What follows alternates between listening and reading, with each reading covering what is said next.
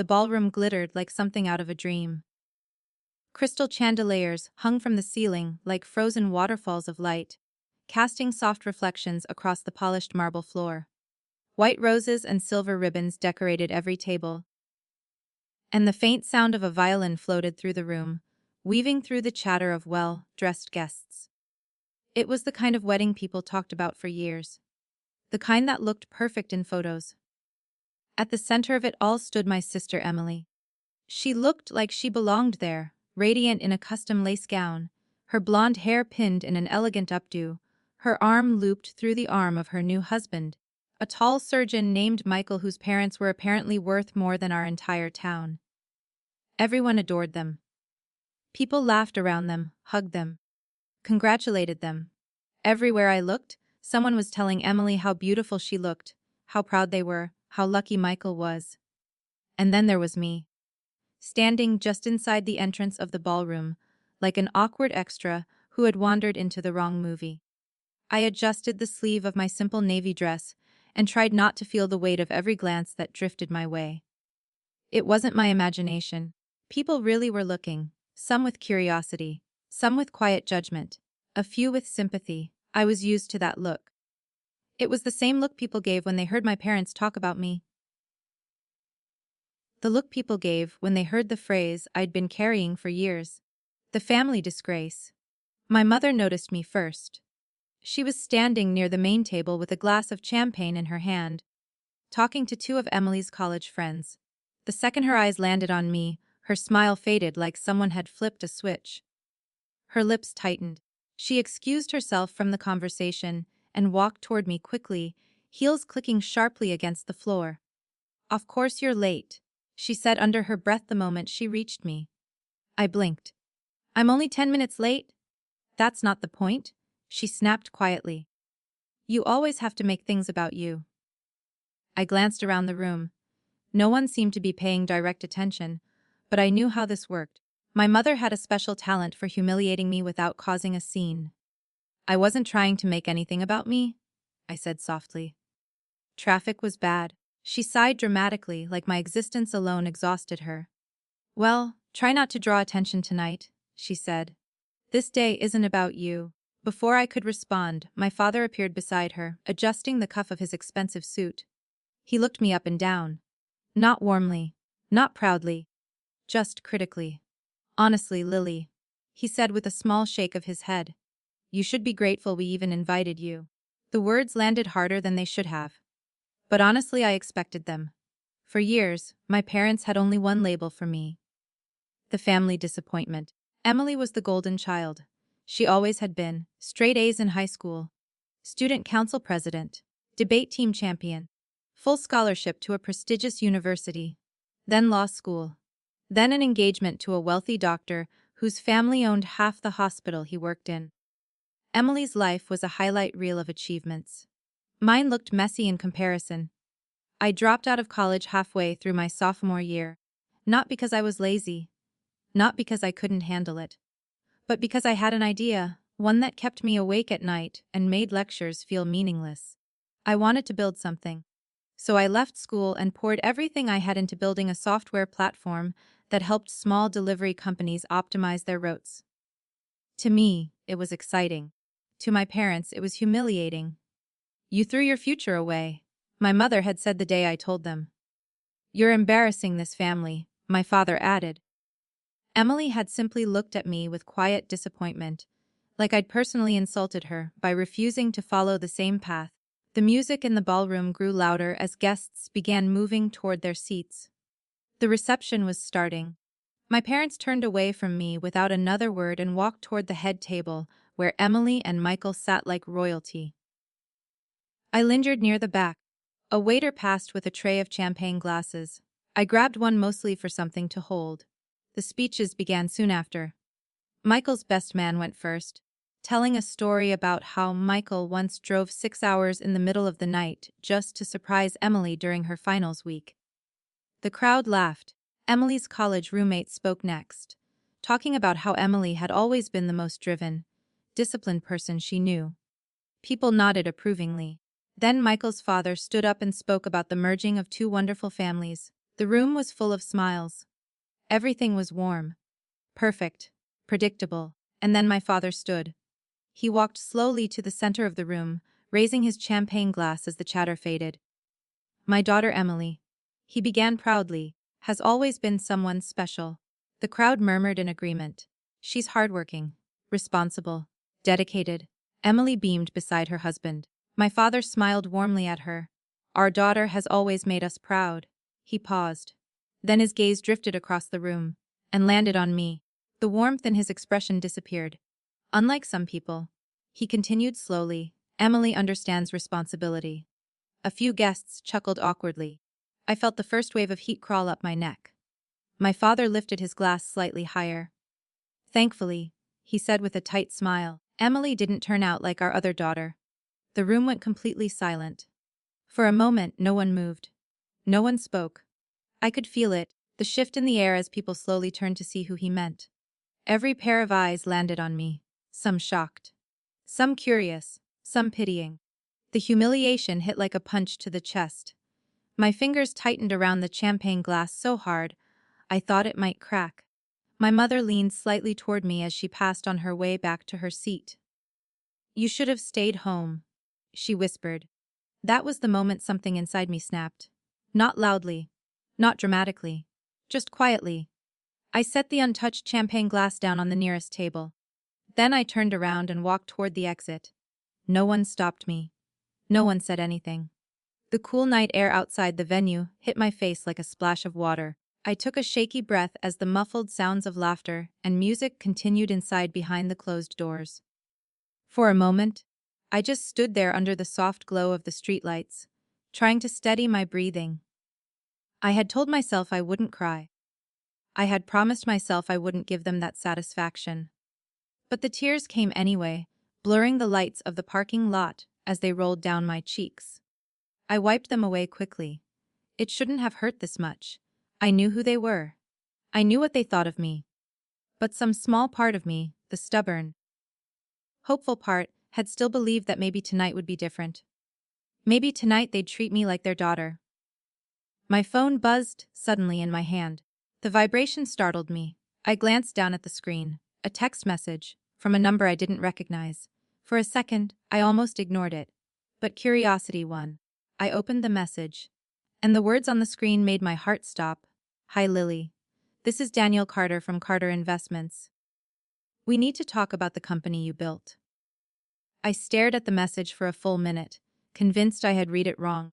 The parking lot outside the wedding venue was quiet except for the distant sound of music leaking through the walls. Inside, people were still celebrating my sister's perfect life, while I stood alone under a dim streetlight, trying to understand why a message like this had just appeared on my phone. Daniel Carter. The name alone carried weight. He was the CEO of Carter Investments, one of the most powerful venture capital firms in the country. I had read articles about him, watched interviews, even studied some of his company's investments while researching potential funding sources months ago. People like him didn't text people like me. My first instinct was simple. This had to be a mistake. Maybe he meant to text someone else with the same name. Maybe it was spam. Maybe someone was playing a strange joke. My fingers hovered over the keyboard before I finally typed back. I think you have the wrong person. The message showed as delivered instantly. Then the little 3 dots appeared. My heart began to beat faster. He was typing. No, I'm very sure I don't. My stomach tightened. I read the message again slowly. Then another text came. We've been tracking your logistics platform for months. Your growth numbers are impressive. My breath caught in my throat. Swift route. My company. The thing my parents called a phase. The thing they told relatives I was wasting my life on. For a moment, the cold air around me seemed to disappear as memories flooded my mind. The nights I spent sitting on the floor of my tiny apartment, surrounded by takeout containers and empty coffee cups while coding until sunrise. The endless bugs. The constant fear that the idea wouldn't work. The dozens of emails I sent to small delivery companies asking if they would try the platform for free. Most never responded, some laughed. A few gave me a chance. Those few slowly turned into more. Then more again. And suddenly I had something real. But I had never imagined someone like Daniel Carter would notice. My phone vibrated again. This time it was a call. The same unknown number. I hesitated for half a second before answering. Hello. A calm, steady voice spoke on the other end. Lily Harper. Wes. This is Daniel Carter. Even though I knew it already, hearing it out loud made my heart pound. I hope I didn't catch you at a bad time, he continued. I almost laughed. You caught me leaving my sister's wedding, I said. There was a brief pause. Well, I promise this call is much shorter than a wedding speech. Despite everything that had happened tonight, a small smile crept onto my face. What can I help you with? I asked carefully. Actually, he said, I'm the one hoping you can help us. I leaned against the side of my car, still trying to process what was happening. For the last 6 months, he continued, or analysts have been watching Swift wrote. 6 months. I hadn't even known they existed 6 months ago, he went on. We track emerging logistics platforms. Your software caught our attention because it solves a problem most companies overlook. Small delivery businesses don't have access to expensive optimization tools. I swallowed. That's exactly why I built it. Yes, he replied. And you built it well. Those 4 words hit harder than anything my parents had said tonight. You built it well. Simple. Honest. Acknowledgement. The kind I had chased for years. We're interested in acquiring Swift wrote, he said. For a moment I thought I misheard him. Acquiring. Less. My mind went completely blank. How much? I asked before I could stop myself. $18 million. The world seemed to tilt slightly. $18 million. The number echoed in my head like something unreal. I slid down against the car door and sat on the pavement because suddenly my legs didn't trust themselves. Are you still there? Daniel asked. Yes, I whispered. Good. He continued speaking calmly, like he had said this sentence hundreds of times before. The reason we're offering that amount is because we believe SwiftRote can scale quickly. With the right funding and infrastructure, it could dominate a very specific market segment. My brain slowly began catching up with the conversation. You want to buy the company? Yes. And then what? We'd like you to stay on as CEO. That surprised me more than the money. Why? Because you understand the product better than anyone.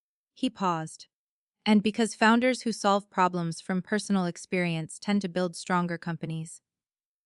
I stared at the dark sky above the parking lot. A strange mixture of emotions swirled inside me.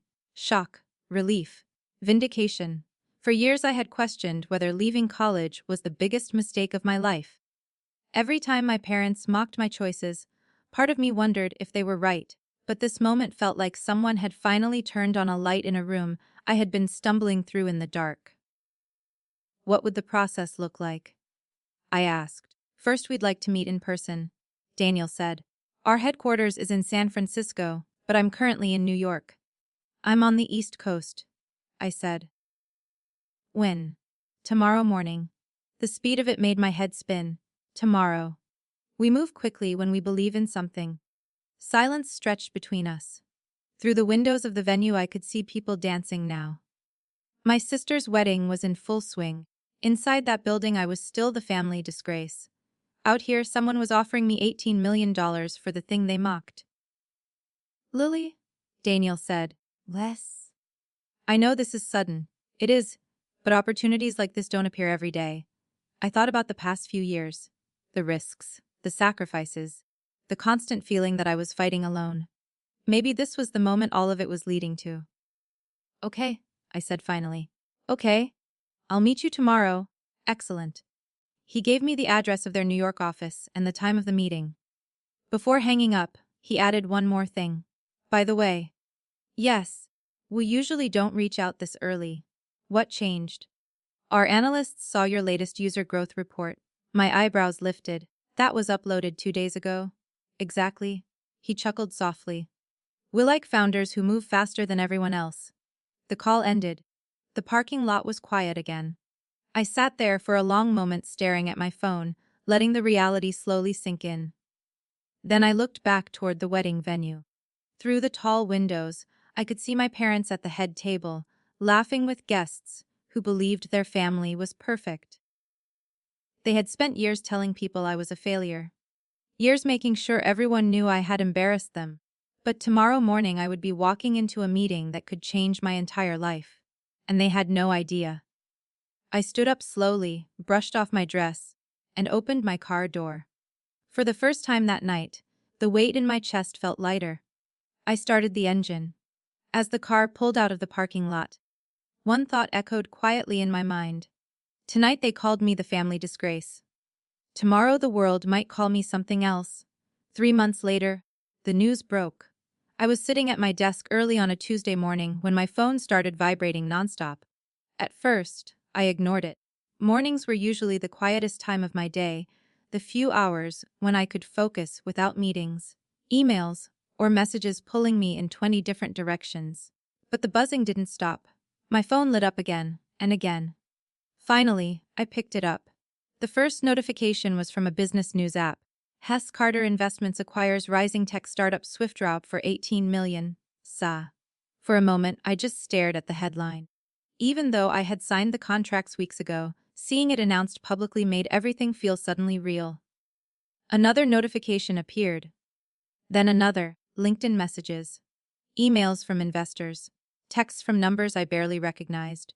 A few former college classmates had somehow already seen the article. One of them had written, "Wait, is this actually you?" I leaned back in my chair, exhaling slowly. The past 3 months had been a whirlwind. The meeting with Daniel Carter had gone better than I could have imagined. What I thought would be a simple discussion turned into hours of conversations with analysts, lawyers, and strategy teams. They had done their research. They knew everything about SwiftRoute, our growth numbers, our user retention rates, our revenue projections. They had even spoken to several of the small delivery companies using the platform. And apparently, they loved what they saw. The acquisition moved quickly. Lawyers got involved. Papers were drafted. Terms were negotiated. I had signed more documents in those weeks than I had in my entire life. But the most important part of the deal wasn't the money. It was the agreement that I would remain CEO and lead the company as it expanded. Carter Investments didn't want to replace me. They wanted to fund the vision. For the first time since I started SwiftRoute, I wasn't struggling to survive month by month. Suddenly I had resources. A real team. A real future. My phone buzzed again. This time it wasn't a news alert. It was a text message. From my mother. I hadn't heard from her since the wedding night. The message was short. "Call me immediately." I stared at the screen for a moment. 3 months of silence. And now this. No congratulations. No question about how I was doing. Just a demand. I set the phone back on the desk and returned to my laptop. 5 minutes later, the phone rang. My father's name flashed across the screen. I considered ignoring it, but curiosity won. I answered hello. There was a brief pause on the other end before my father spoke. "Lily." His voice sounded different, less sharp, almost careful. "Yes.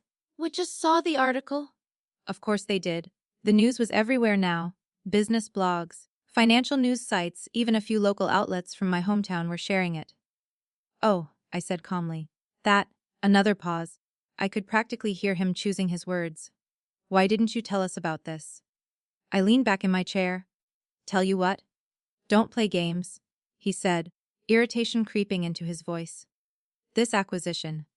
I glanced out the office window at the busy street below. "You never asked about my company before." "That's not the point." "Then what is the point?" For a moment he didn't answer. Then my mother's voice appeared faintly in the background. "Let me talk to her." There was a shuffle, and suddenly she was on the line. "Lily, sweetheart." I almost laughed. "Sweetheart." That was new. "We're proud of you." The words sounded strange coming from her, like they didn't quite belong. I remembered the countless times she had told me I was embarrassing the family. The way she introduced Emily to people with glowing pride while talking about me like I was a cautionary tale. And now, suddenly she was proud. "Really?" I asked quietly. "Of course," she said quickly. "Your family." Family. It was interesting how that word always appeared when something valuable entered the conversation. "We just wish you had told us sooner," she continued. "We had to find out from the news." I rubbed my temples slowly. "You weren't exactly interested before." "That's not fair," she insisted. "It was completely fair." But I didn't bother arguing. My father's voice returned. Listen, he said, clearing his throat. We're hosting a dinner this weekend. A dinner. Yes. For what? To celebrate you, he said. The words sounded almost awkward, as if he had never said anything like that before. Emily and Michael will be there, he added. We thought it would be nice for the family to get together. Emily. I wondered how she had reacted to the news. Growing up, she had always been the success story. The one everyone compared me to. Suddenly the comparison looked different. Lily, my father said. Yes. We want to make things right? I wasn't sure if he meant it. But I knew something had definitely changed. Success had a funny way of rewriting people's opinions. All right? I said, you'll come? Wes. My mother sounded relieved. Oh good, Saturday evening then. The call ended shortly after. I set the phone down and stared at it for a moment. 3 months ago, they had watched me walk out of my sister's wedding without stopping me. 3 months ago, my father had humiliated me in front of an entire room full of people. 3 months ago, my mother had whispered that I should have stayed home, and now they wanted to celebrate me. I wasn't angry anymore. That surprised me. For years I had carried so much frustration toward them. So much need to prove that I wasn't the failure they believed I was. But somewhere during the chaos of the acquisition, something inside me had shifted. My worth no longer depended on their approval. I had built something real. Something valuable. Something that existed whether they believed in it or not. My assistant knocked lightly on the office door. Come in. She stepped inside holding a tablet. You're trending on business Twitter, she said with a smile. That sounds dangerous. She laughed. Mostly positive reactions. A lot of people are impressed you built the company before turning 30. I nodded. Send me the investor emails later. I'll review them this afternoon. Will do. She turned to leave but paused. Oh, one more thing. Yes. There's a reporter asking if you're available for an interview about the acquisition. I thought for a moment. 3 months ago, I had been coding alone in a small apartment. Now reporters wanted interviews. Life was strange. Schedule it for next week, I said. Got it. After she left, I looked at the city skyline outside my window. The future felt bigger than it ever had before. And somewhere across the country, my parents were suddenly eager to claim a daughter they had spent years dismissing. Saturday's dinner was going to be interesting. Not because I needed their approval anymore, but because for the first time in my life, I was walking into that house as someone they could no longer underestimate. The moment I pulled into the driveway of my parents' house, the memories came rushing back. The same wide front lawn. The same maple tree near the porch where Emily and I used to sit during summer evenings. The same pale blue shutters my mother insisted on repainting every 2 years because she said appearances mattered. Growing up, this house had always felt like a stage. Everything had to look perfect from the outside. Inside things were different. I sat in my car for a moment, looking at the house through the windshield. For years, walking through that front door meant preparing myself for criticism, comparisons, and quiet disappointment. Tonight felt different. Not because the house had changed. Because I had. I grabbed my purse and stepped out of the car. The evening air was cool as I walked up the familiar stone path. The porch light flicked on before I even reached the door. My mother opened it quickly. Lily. Her voice carried an excitement I had never heard directed at me before. She rushed forward and wrapped me in a hug. For a second, I froze. My mother wasn't a hugger. At least, she had never been with me. You look amazing, she said as she pulled back, holding my shoulders as she looked me over. That dress is beautiful. Thank you, I replied carefully. She stepped aside quickly. Come in, come in. Everyone's already here. The house smelled like roasted chicken and herbs, the same scent that had filled the kitchen during countless family dinners growing up. My father stood near the dining room doorway.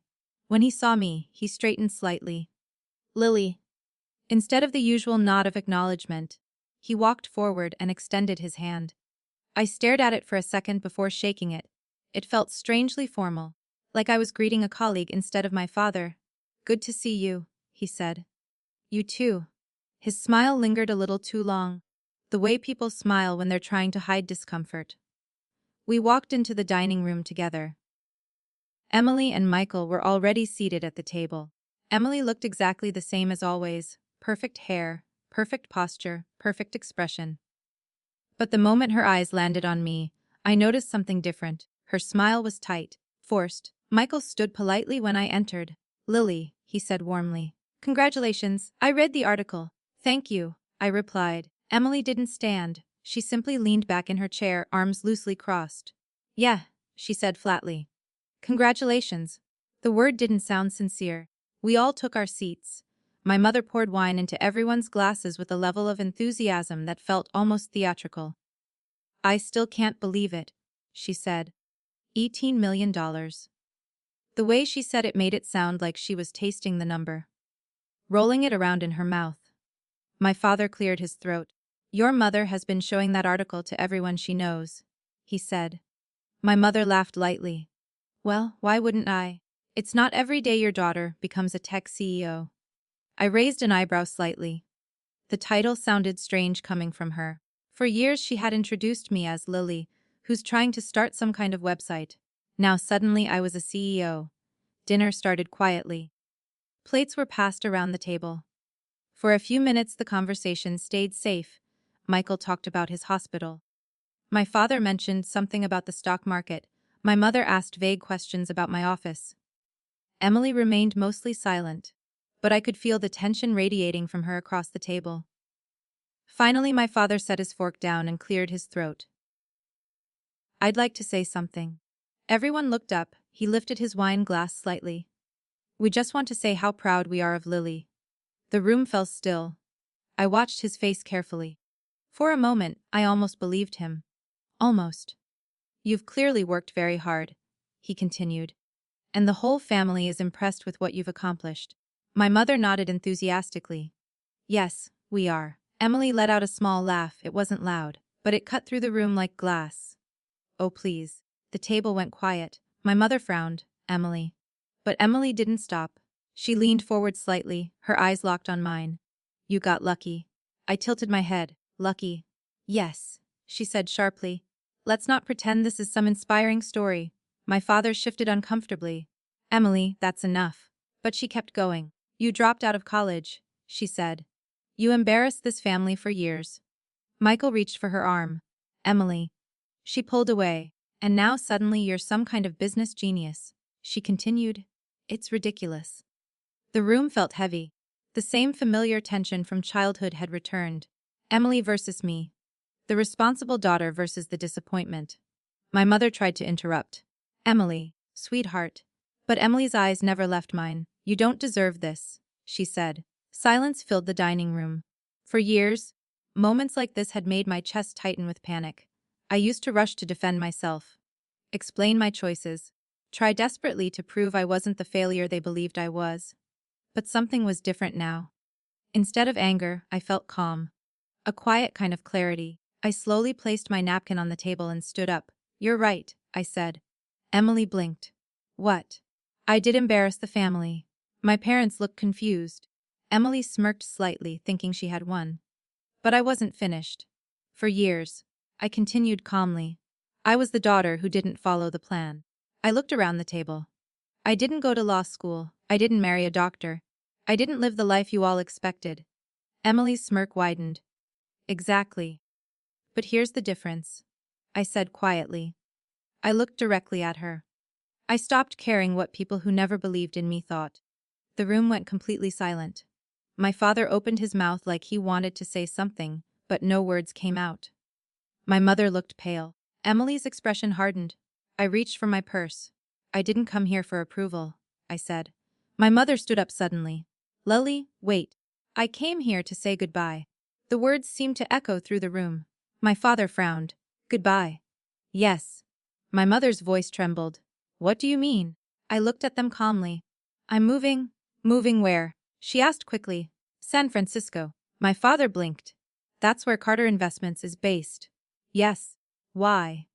"Because that's where SwiftRoute's new headquarters will be." Silence fell again. Emily looked stunned. Michael looked impressed. My mother looked like she might cry. "When?" she asked softly. Next month.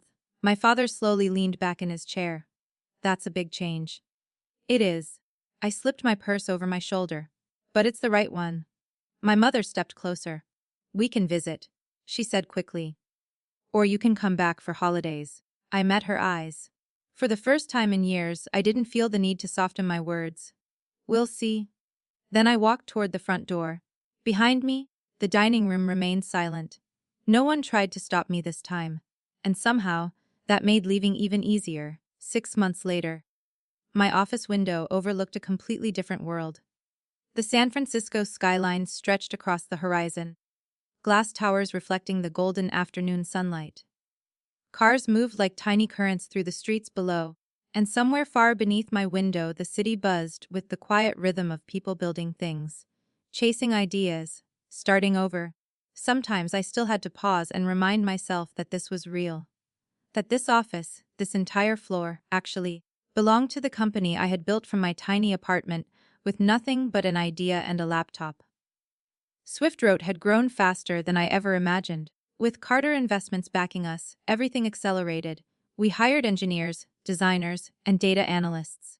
The small platform I once managed alone was now maintained by an entire team of specialists. Our office had gone from 3 people in a borrowed workspace to over 60 employees spread across 2 departments. Every week brought new partnerships, new cities, new opportunities. Delivery companies that once ignored my emails were now asking for meetings. Investors wanted to talk about expansions. Tech blogs wrote articles about the young founder disrupting logistics. It was surreal. But the biggest difference in my life wasn't the money or the attention. It was peace. For the first time in years, I woke up every morning without the quiet weight of needing to prove something to someone. I was no longer chasing approval. I was simply building something I believed in. A light knock sounded on my office door. Come in. My assistant stepped inside, holding a tablet against her chest. There's someone asking to see you. I glanced up from the documents on my desk. Do they have an appointment? No. I frowned slightly. She hesitated. Then she said quietly, your parents. For a moment, I didn't respond. 6 months. 6 months since that dinner. 6 months since I walked out of my parents' house and boarded a plane to start a new chapter of my life. We hadn't spoken since. I had assumed the silence would continue indefinitely. Apparently I was wrong. They're in the lobby. My assistant added. I leaned back in my chair and looked out the window for a moment. Part of me considered telling her to send them away. But another part of me felt strangely calm. All right, I said finally. Send them up. A few minutes later, there was another knock. The door opened slowly. My parents stepped inside. For the first time in my life, they looked uncomfortable in my presence. My mother walked in first, clutching her purse tightly. My father followed, his posture stiff as he glanced around the office. The room was modern and minimal, glass walls, a large desk. Shelves filled with product models and awards our team had received. My mother looked around like she was trying to absorb everything at once. This is beautiful, she said quietly. Thank you, I replied. They sat down across from my desk. For a moment, none of us spoke. Finally, my mother broke the silence. We miss you. Her voice sounded smaller than I remembered. My father cleared his throat. We made mistakes. The words hung in the air. For years, I had imagined hearing those exact sentences. I used to lie awake at night wondering what it would feel like if they finally admitted they were wrong. Now that it was actually happening, it didn't feel the way I expected. There was no rush of victory. No emotional release. Just a quiet sense of distance. I forgive you, I said. Their faces brightened instantly. Relief spread across my mother's expression. Oh, Lily, that means everything to us. But I raised my hand gently. I'm not finished. They fell silent again. Forgiveness doesn't mean access. The smiles faded. My father frowned slightly. What does that mean? It means I'm not angry anymore, I explained calmly. But it also means I'm not going back to the way things were. My mother's eyes filled with tears. We just want another chance. I studied their faces carefully. For years, they had been the people whose opinions shaped my entire world. Now they felt distant. Almost like strangers. You spent years telling me I wasn't good enough, I said. My father shifted in his chair. That wasn't. It was. I interrupted gently. And that's okay. People make mistakes. I stood up from my chair. But during those years, I learned something important. They looked up at me. I learned how to build a life where your opinion doesn't decide my worth. Silence settled between us. My mother wiped at her eyes. We were wrong, she whispered. Yes, I said simply. My father looked down at his hands for a moment before speaking. I guess we underestimated you. I couldn't help smiling slightly. That's the best thing you ever did. He looked confused. Why? Because being underestimated forced me to rely on myself. I walked around the desk and toward the office door. My parents slowly stood. I should get back to work, I said. They nodded quietly. I walked them to the elevator in the hallway outside. Employees moved through the corridor, greeting me as they passed. My parents noticed. For the first time, they were seeing the life I had built. Before stepping into the elevator, my father turned back. I hope someday we can be part of your life again. I thought about that for a moment. Maybe, I said. The elevator doors slid open. They stepped inside. My mother gave me one last hopeful look. Then the doors closed. I stood there for a moment, listening to the soft hum as the elevator carried them down. There was no anger in my chest. No sadness either. Just a quiet understanding. Some relationships shape you. Some relationships break you. And some relationships simply teach you who you are without them. I returned to my office and looked out at the city again. 6 months ago, I had been standing in a parking lot outside my sister's wedding, feeling like the smallest person in the world. Now I stood in a building filled with people who believed in the vision I once built alone. The girl my parents called the family disgrace was gone. In her place stood someone stronger. Someone wiser. Someone who finally understood her own worth. And the truth was simple. They hadn't broken me. They had underestimated me. And that was the greatest mistake they ever made.